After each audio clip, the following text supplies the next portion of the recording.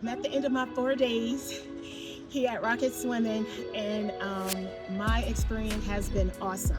Thanks to Jonny 110%, because I waited for this moment for over 25 years. Good job. I'm really proud of you. You did it. You had this lifelong goal, this dream to swim across the pool, and you did. Yeah. You're welcome. You're welcome. If you are the person who you're looking for, an instructor that is going to get you to the end goal of learning how to swim and be competent in it, Jonny Rocket is your man. Hey guys, Jonny Rocket here with a brand new series. We're going to teach a new adult how to swim in 4 days. Kathy's with us here from Delaware, and she's a complete beginner. While she's had some swim lessons in the past, she's never been able to get over knowing how to breathe for herself and continue to swim in order to do laps and exercise with swimming. So we're going to get her not only more efficient on her stomach, but also more efficient on her back. And we might even teach her a couple new strokes that she didn't even come here to learn. And if you want your own private swim lessons with me in person here in Austin, Texas, email me. The email's right here, and then you can get in contact with me and we'll work out your trip to make sure you can come here and get private swim lessons from me in person as well. If you are going to be in Mississippi area, or if you're in Pittsburgh area, Chicago, Nashville, I also hit those cities up every year as well to try and do some lessons at pools that I have access to in those cities and those states. So if you want to get private lessons from me in person as well, you absolutely can. So thanks to you guys. Make sure you splash that like button, subscribe to the channel, buy the merch, do all the things that I'm supposed to say about the social media. But let's get ready to rock it. And now let's meet Kathy. My name is Kathy. I grew up not knowing how to swim. When I went into the military at 17, they try to teach you swimming, but it's really survival methods of swimming. The first day, they wanted us to swim from the short length of the pool from one side to the other.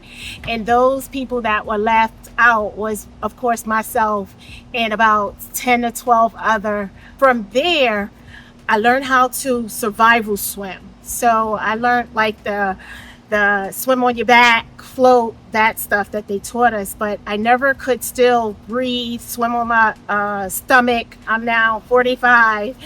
And throughout the years, I've been on and off going to swim instructors, and I've been through a whole line of different swim instructors, and no one has had the level of patience and commitment that I need in order to finalize this dream of mine of learning how to swim, at least learning how to freestyle, because what I would like to do is stay more fitness orientated and in the water, so I could relieve some of the pressure on my joints and ailments from some of my disabilities and injuries from the military. So I hope and I pray and I know that this is my finale.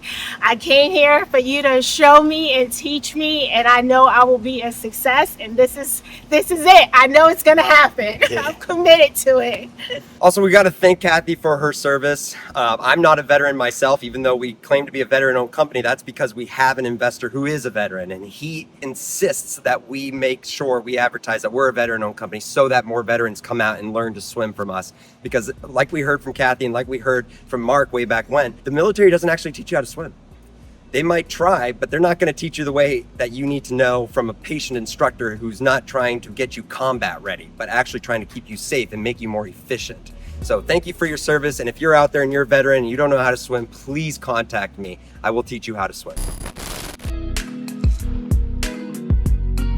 So anyways, the first thing I like to do is just to teach everybody out there, even if you're a comfortable person in the water, just stay low. When you're in water, stay low. If you stay high, you're gonna feel imbalanced, you're gonna feel uncomfortable. If you stay low, you actually start to become one with the water. You allow it to kind of just exist around you instead of you always kind of like trying to push through it or move it around you. Just exist one with it. Just let the water be around you, and you'll stay up, and you'll even feel your feet get really light. You almost have no weight now on your feet. And that's because when you put your body underwater, there's almost no gravity. It's 1/12 the gravity. So all of a sudden, your body just became 1/12 its weight. All of a sudden, it's very easy to lift you up. Now, if you have air in your lungs, there's no gravity. If you have air in your lungs, you can pull your feet up off the ground and you'll stay up.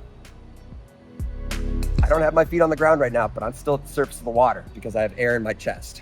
Okay, so I like people to stay low, and then I teach them next, take a deep breath, and then hold it for a little bit. Now let it out, but don't let it out all the way, about halfway. And then fill it back in. And then let it out halfway. When you're in water, the more full you keep your lungs, the easier it is to do anything because you stay up easier. You're more buoyant. There are 3 things that keep you at the surface of the water. 3 things. Air in your lungs. Air keeps you up. The second thing that keeps you up, surface area. So that's why people teach floating. That's why I teach floating. Surface area helps you float. And then the third thing that helps you float is speed. When you're moving, look how my body raised up in the water. Look how my body raised up in the water. No air in my lungs, no surface area, no speed. I'm just sitting here. Eventually I'll sink. But first I'll fill my lungs. That brought me up. Now I'm gonna spread out my body. That brought me up. And now I'm gonna use speed. Now I have all 3. Air in my chest, surface area, and speed. I'll never sink. I could go like that for as long as I can last. Probably days until I get so tired from not sleeping that I would just pass out. But so the first thing I want you to do is just stay low. Put your arms out a little bit. Then I want you to start bouncing off the bottom with your tippy toes and just feel yourself being light as a baby, light as a feather. What I'm doing for Kathy, what I'm doing for you right now is redeveloping your relationship with water. Even though this is way, way too easy for you, I'm reteaching you how to respond to water, how to treat water, how to think of water. Keep air in your lungs. You have a built-in life vest. Air in your chest keeps you up at the surface. Like when I push bubbles underwater, watch all the air come back up to the surface. All that bubbles, all those bubbles you just saw, that's air escaping because air in the water rises. It has to get out of water. Water's a vacuum. Air can't exist in it. It has to get out. So bubbles rise up to the surface. So when you put that bubble inside your chest by taking a deep breath, you too will rise to the surface. I'll go all the way underwater with my chest full of air. Watch me rise to the surface, and then we're gonna have her do the same thing.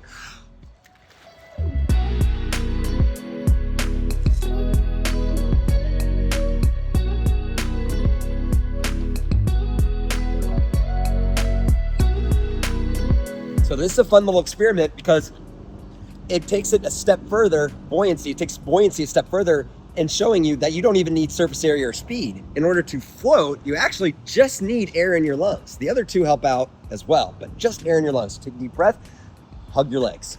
I'll count down from 10. 3, 2, 1. 10, 9, 8, 7, 6, 5, 4, 3, 2, 1. Great job. So she's now floating in the water with air in her lungs. So it's a good technique to do, even if you're a more advanced swimmer. It's a good technique to do just to remind yourself how buoyant you are in water. Okay, because a lot of us, we fight water too much. Even experienced competitive swimmers oftentimes get trapped fighting the water too much. We got you floating in the water now. I'm gonna have her now start to use some of that surface area and then some of the speed. And then we'll get into some of the things that she already knows how to do and we'll pick up from there. So after I go over the very basics of water and physics with her, from that moment, I'll actually have you show me what you already know how to do. And then I'll have a quick plan that formulates in my brain as I watch, because I've been doing this for so many years, about where we should start and where to go from there. So for now, let's just keep going over the basics. So the next thing I want you to do is you're gonna go ahead and spread out. And I'm gonna keep her on her belly for this exercise. So she'll take a deep breath and I'll have her spread out with her arms out to the side, legs out to the side. And then I'm gonna have her stand up and we're gonna redo it again, but with her arms in front and legs straight behind her. So this is the first float.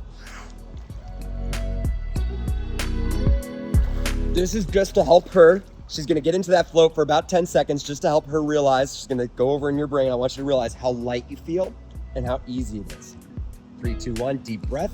Spread out. You're gonna float. 8, 7, 6, 5. Your legs might sink, that's okay. 3, 2, 1, stand up. Good. Okay, good. Probably should have taught you how to dismount first, but it looks like you know how to dismount, right? You know how to stand up in water? No, You just did that naturally? did it. But that was almost a fear for you at that point? Was that almost like nerve-wracking when I told you to stand up? Did you? A little bit, Okay, yeah. so when you stand up from a belly float, you're gonna pull down on the water and you're gonna bring your knees underneath your chest. Okay, so it looks like this. Go underwater. Okay, bring your arms, because what you're doing is you're pulling water backwards, which pulls your hips down and forwards. That pull is, yep, and then bring your knees towards your chest so that you can just land flat on the ground. Okay, Float first. And then pull through, knees down. Perfect, perfect. That was perfect. Yeah, a lot easier, wasn't it? Felt smooth. Yes, that's how you stand up in water from your belly. We'll go over the back dismount in a little bit. There's 3 dismounts total: belly dismount, a back dismount, and a fins dismount. When you're wearing fins, you got to do a particular dismount with those 2. So don't worry, you'll get to see all 3. Now, the next float I want you to do is arms straight out in front, because it's going to lead to what we're doing next. So arms straight out in front of her, legs straight out back. She doesn't need the surface area to be out to her side anymore. She's going to have all her surface area going from front to back. 3, 2, 1. Good. 10, 9, 8, 7, 6, 5, 4, 3, 2, 1. Stand up. Great dismount. Great dismount. Now, what I want everyone to notice on her next float, and I want you to think about this time, is her legs didn't sink. No, it didn't. I noticed that. You already did notice that. Perfect. Good. Her legs didn't sink. Here's why. Our body in water is like a seesaw. It needs to balance. If one end goes up, the other end's going to go down, and vice versa. Okay, so what we did at first, we had our arms out to the side, so nothing was balancing her in front, so her legs sunk. Once we put her arms out in front of her though, now she has balance out front, so her legs stayed up. With my arms out front, you'll see my legs stay up, and then watch what happens when I put my arms down by my side.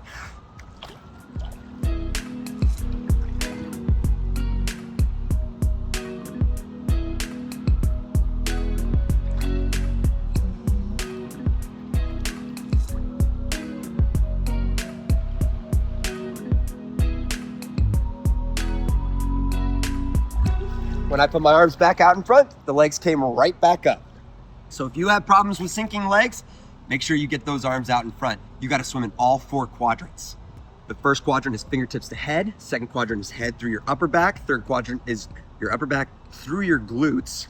And then your 4th quadrant are your legs. But the heaviest quadrant of all are the legs. The last part, we've got her chest and her air in her chest. We've got her surface area. Now the third step, the third and final thing to buoyancy, is speed. When a boat picks up speed, the front end rises in the water, and so does the whole boat. The whole vessel starts to rise up in the water. As soon as it stops going fast, what does it do? It settles back into the water. Speed rises you, okay? So I'm gonna have her put her hands straight out front again.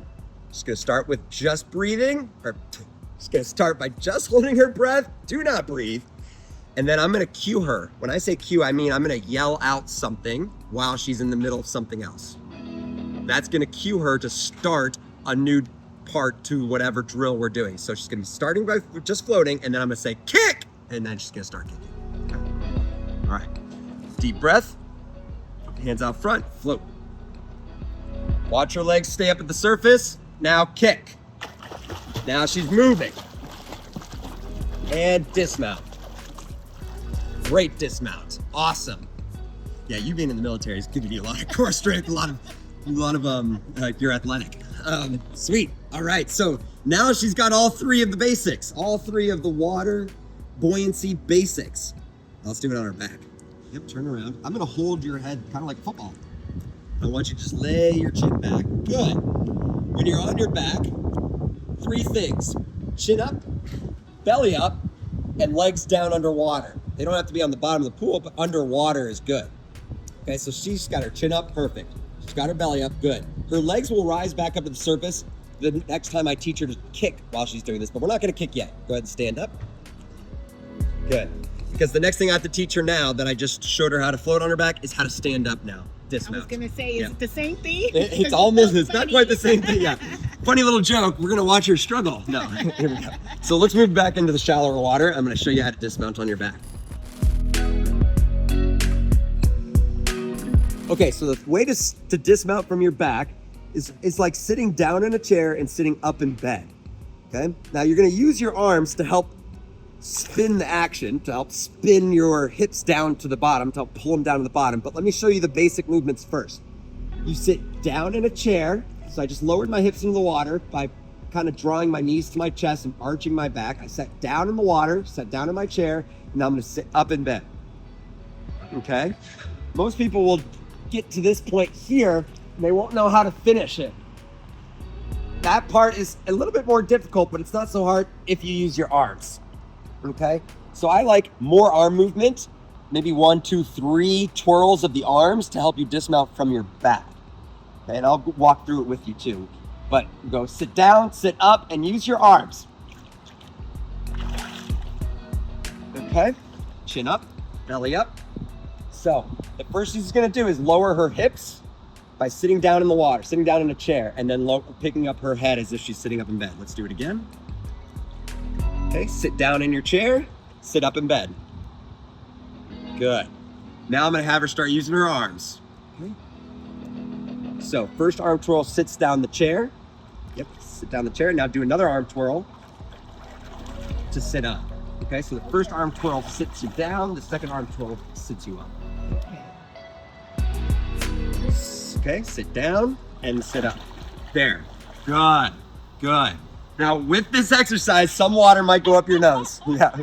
Some water might go up your nose. If that happens, don't just jump into the next one. Clear it out first. Get comfortable. Resume. I know that the burn in the brain is not fun. But yeah, sometimes your face might go under when you're learning this one because you're not doing it as quickly as I am. Right? We're going a little bit slower, so we have more time to think. But obviously, as you get better at it, you get faster at it, and it doesn't happen anymore. Okay. Arm twirl to sit down, arm twirl to sit up. Good job. Did you notice how the faster you went, the easier it got? Yeah. Yep. Good. Here we go again. Sit down, sit up. Yeah, I'm gonna give you less and less support the better you get at it. That one, did your water go up your nose a little bit? Okay. The other thing you can do to prevent that from happening, take a deep breath before dismounting, and then release it through your nose as you dismount. That way, just in case. If air is coming out of your nose, it's impossible for water to go up your nose. But some people release too hard, they blow. Don't blow it out because you'll lose all your air too quickly. Release it by humming. People can hum for about 10 to 20 seconds on one breath. Deep breath, hum, twirl. Good. Now, her face never went underwater on that one, so the hum it didn't help her yet, but it will when she gets into trouble. So even though she may never get in trouble again, I'm gonna have her keep humming for the next 4 days. Deep breath, hum and twirl. Good. Now, at one point, you stopped the hum. That's okay. She noticed it too. She stopped the hum, but what she did in that moment was she made herself airtight. That's another good tip. It's another good thing to do. To make yourself airtight means that you are not taking air in or letting air out. Let's do cheek. Let's do a bubble in your cheek this time and see if you like that better. Maybe the hum. You don't need to hum. Just bubble in cheek this time. Ready? Deep breath. Bubble in cheek. Twirl. Good. You think that one might be better? Yeah. Yes. A lot of people like the bubble in the cheek better too. The hum will come back. There's another thing that I have to teach her later that will force her to need to hum again. Good job. Let's do it on your own. Okay. So to get yourself into a back float, stay low. Tilt your chin back. Don't leave your feet off. Don't pick your feet up off the ground yet. Take a deep breath. You'll feel the body brings the feet off the ground on your own. The deep breath brings the legs up off the ground. So just get low, tilt your chin back, deep breath in, the legs will come up off the floor on their own. And now dismount on your own with the deep bubble. Yep, big bubble. Good, yes, great job. Feeling really good about this stuff, aren't you? Yeah, she's like, everything's finally making sense. Why did the other teacher not teach me this? Let's do one more on her back just so I know she's comfortable, and then I'm gonna have her start kicking. Chin back, deep breath in. The legs will come up off the bottom on their own. Now take a breath here, and then refill your tank and then dismount. Good, good, excellent, good. She's ready to start moving on her back. All right, so the next step is I'm gonna have her arms down by her legs. I'm gonna have her kicking, and then I'm gonna teach her how to paddle with her hands too. Now, when you're on your back doing this exercise, especially this one, we're not doing a backstroke yet, but if you're doing this exercise, keep all the kicks and the paddles underwater. If you start splashing, that water is gonna go over your face and make you uncomfortable. if you start kicking your feet above the water,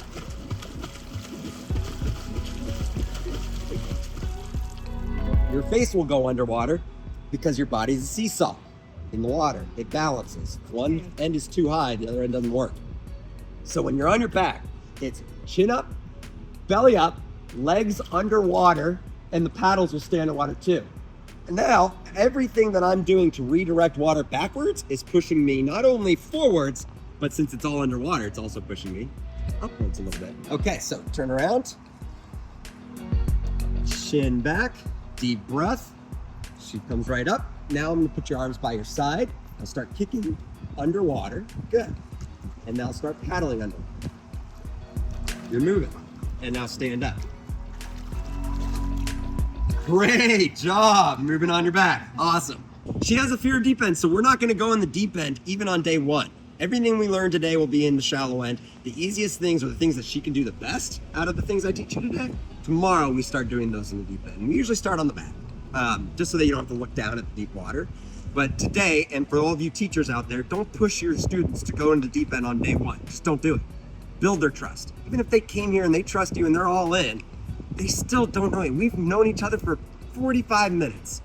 I cannot possibly think that there's something psychologically magnificent about the trust that she has for me. It just won't be there. And so I have to develop that trust. Even if I trust her and she trusts me today, it still isn't really there until she's got a whole day knowing that I won't trick her. Turn around and back. Chin back, deep breath. Start kicking. Good, start paddling. And you're moving. Great job. Now from here, you can breathe as much as you need to, but keep your face dry. If it ever starts to go underwater, just pick it up as if there's a magnet right above it that's pulling it. I know it's a little bright, so if you need to keep your eyes closed, that's fine. I'm gonna steer you. Good. She's not getting tired yet, so she's clearly in good shape. Some people are exhausted at this point. She's got a smile on her face. And time to dismount. Deep breath. Water, the bottom's a little bit further away. The bottom was a little bit further away, but I knew, and that's the trust I already have in her, I knew she would be able to get to it, but I also knew that it would worry her just a little bit. So for just a moment, she didn't feel it, and then it was there. Always know that if it's not there, get right back on your back. Back, and let you get started on your own. Paddles and kicks. Good job. Moving.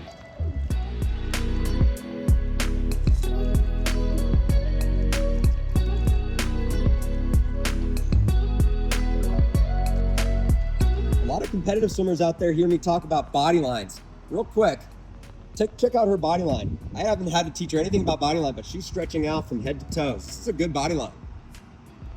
And stand up, deep breath. Good job, good dismount, great dismount. Okay, so the last part of part one of our day today, we have, these are 4 days, 2-hour lessons each day. She's learning in real time. I'm sure some people think that we do extra work. No. You're watching someone learn in real time. I have so much confidence that I can teach anybody how to swim because of those 3 basic physics rules about buoyancy. I know I can teach anybody how to swim. I just have that much confidence. Now, I'm going to teach her how to kick as our last part of part one, last step of part one of day one, is I'm going to teach her how to kick. She already knows how to kick pretty well, but I'm going to start getting her to think about what she's doing right and what more she could be doing. So the proper flutter kick when you're in the water is loose, floppy ankles, okay? You don't want pointed toes, you don't want flexed feet. Just let your feet hang loose, okay? What you're doing is you're creating a whip motion from the top of your hip. You want your feet to flutter as if they're dancing jellyfish. I heard Coach Mike from Nitro, if you guys seen his videos on Instagram, they're amazing. But Coach Mike from Nitro, he's like dancing jellyfish. So your feet are out in front. You want to stretch your legs out. Some people teach straight knees or locked knees or straight legs. That's not true. You don't want this. You don't want stiff boards. You want there to be a little bit of fluidity, so there's gonna be some knee bend. In fact, you're pulling up with the hip, and then up with the knee, and then up with the foot. Up, up, up. Up with the hip, up with the knee, up with the foot. And if you kick properly, you'll see water kind of splash up like that. Eventually, I'm gonna have her keep it down and low so that she's boiling the water, but just so I can test her kick and make sure she's kicking properly, I wanna see that waterfall flop off the tops of her feet like mine do, okay? All right. So when you're kicking, go ahead and just kick it relatively small and fast. Go, small, fast. see if you can make it. Good. So I want more whip here. More whip there. Yeah. What? Oh, you have an ankle problem? I'm so sorry. I'm so sorry. So sorry. Did that hurt just now? It did a little, but so my kick isn't going to be as. That's okay. But other people have tendonitis in their ankles too, so let's talk about it. She's got tendonitis in her ankles. So her kick might not be as effective as it could be at its fullest potential in her heavenly body. But we'll still get enough out of it because I saw her moving on her back already. I saw her moving on her belly already. But I'm gonna be careful not to hurt her ankles. But when I want her to kick, I want her to feel as there's pressure coming off the top of her foot. It's rolling off the top of your foot. Go ahead and kick. Let's see how you do. Keep it underwater. Oh, right, I did say I wanted to see splashes up, so you're fine. Bring it up. I wanted to see splashes. Yeah. So if I see water flying off the tops of her toes, we're in good shape. Yeah, there we go. There we go. All right. Now, the other part of the kick, it's two directional. So you're supposed to be kicking down and up. Most people just kick up, right? Or if they're on their belly, that means they're just kicking down. They're just using their hip flexors. Use your hamstrings and your glutes to pull the kick back up too if you're on your belly, or right now we're on our back, so I'm gonna have her make sure she's also pulling her legs down and up, so she's scissoring the water with equal force in both directions. Please, scissor really fast. Yeah. This is the most effective kick. We can see the water traveling down the wall. See that? That's you moving the water. Okay. You can see in the camera, you can see the water moving down the pool because of the wall that's right here. So we know right now that her kick is effective. Very effective. You can stop. All right, so she's got a good kick. Next, we're gonna put her on the kickboard and teach her how to use the kickboard. Okay, so I'm gonna get you on the kickboard next. So the next thing we have to do is start teaching her how to use a kickboard. A kickboard is a common device used to do lap swimming. You'll also probably find that before you're able to swim a lap of the pool and back with your arms and legs, you'll probably be able to do it on the kickboard first. Okay. And so that's why I like to teach the kickboard. It also teaches good body line when you stretch out. So I'll grab the kickboard for us. And when you hold the board, you want your hands at the very top of the board, fingertips wrapped over the top, thumb knuckles touching, arms stretched out in front of you. The reason I don't like holding it on the side is because if you take that board away, this isn't a great body line. This is better. This is fine. This is better. So when we hold the kickboard, hold it with the best body line we possibly can. A body line is measured from your fingertips to your toenails. And so it's part of that 4-quadrant balanced swimming. You always want a long, tall body line because that means you're very balanced. So when you hold the kickboard, hands at the top, arms stretched, legs stretched, okay? Mm-hmm. Hands at the top, arms stretched, shoulders will go in the water. Good, and now start kicking. Great. When you're on your belly, the feet can splash, they should splash. Okay? And with the kickboard, you dismount just like the belly. Yep, you press down on the water with the kickboard and bring your knees to the board. You might even feel them connect and hit together and then stand up, but it's that easy with the kickboard. Okay. Now, the right instincts and the wrong instincts. Something I mentioned to you over there is when you swim, oftentimes as a beginner, all the wrong instincts kick in, right? If you were to fall in water as a complete beginner, even without your military experience, think about what you would do immediately. You would immediately start trying to swim straight up, right? How's that gonna help you, right? It doesn't. You gotta get on your back, so you gotta learn the right instincts. But through these 4 days, by day 2 or 3, all the right instincts start kicking in for you. I've seen it happen over and over again. One of the wrong instincts when you're trying to balance your body is to try and get more in front. That's not balance in water. That's a wrong instinct that's kicking in. The right instinct would be to just stretch those arms more out in front until they become weightless. Okay? Yeah. All right, 3, 2, 1. There we go. Good. You almost want no pressure on the arms. So it's okay if your hips sink a little bit and you kick more up on your upward angle so that there's less pressure on your arm. Now, when you're just kicking, it might be a little tiring. That's because your leg muscles are doing all the work and your leg muscles are huge. So let's talk about oxygen. Stand up. Let's talk about efficiency in the water next, now that you know how to kick properly. The kick wastes a lot of energy in the water because your leg muscles are bigger. They chew up oxygen, you get tired faster. So now that I've taught her how to kick properly, I'm gonna actually have her now developing 2 different gears, a fast and an easy. A fast and an easy. So I'm gonna have you kick nice and easy, then I want you to kick as fast as you can, and then we'll stop by trying to contrast the kicks The more you contrast it, the bigger the contrast gets, and eventually you'll have two speeds. One where you could just go nice at a leisure pace, and one where you're going all out. You know, it's the same with anything. Practice, practice, practice. So, nice and easy. In fact, you might not even splash. It's so easy. Kick fast. Really aggressive. Bend your knees down deeper. Big kicks. Yeah. You'll drive those knees down. Good. Excellent. And easy. Easy the rest of the way. My bad. I switched you too late. Basically went fast the whole time. Good job. Good job. You feel the difference? Yeah. Great. We're going to do the same thing on your back. So the way you hold the kickboard when you're on your back is you hug it, but you hug it smile up. Okay? Before you held it with the nose forward. Now the nose goes down, smile goes up, and you hug it. If you hold it, it's not going to give you the same effect. Make sure that you hug it with your arms wrapped all the way across like this, okay? And if the kickboard starts to sneak up, hit you in the chin, so be it. That's actually a better head position. Having your chin up is a better head position. So I love this drill. So you're gonna hug it against your chest. Yep, turn around. Okay, lay back, deep breath, your feet come up. Nice, easy kicking to start. And when we go fast, keep those legs underwater. 3, 2, 1, fast kicks. Yes. Nice and fast this time to start. Good, good, good, good. Nice boiling and slow it down. Good. Stand you up. Good. Nice. Excellent. Hey folks, if you found these videos helpful, splash that like button, subscribe to the channel for free, become a member, buy the merch, follow us on other social media platforms, get ready for these lessons. Thank you to Kathy for coming out here. If you want your own lessons in person from me, email me, and if we can coordinate for you to come down to Austin, Texas, where I live, for you to take these lessons with me, great. If I have to come to you, or if you've got your own pool that's heated, we can set up something like my next trip is to Mississippi because someone there has their own pool that's heated. And so I'm gonna do lessons out of there. And we're gonna try and get as many people from Mississippi to come while I'm there as we can. If that's you, if you're someone with your own pool, hit me up. Let's set something up to where I come to you, use your pool to teach you how to swim, and maybe we get in a couple other subscribers and fans of the page, of the channel while we're there at it too. So hit me up. With that said, get out there, keep swimming, and get ready to rock it.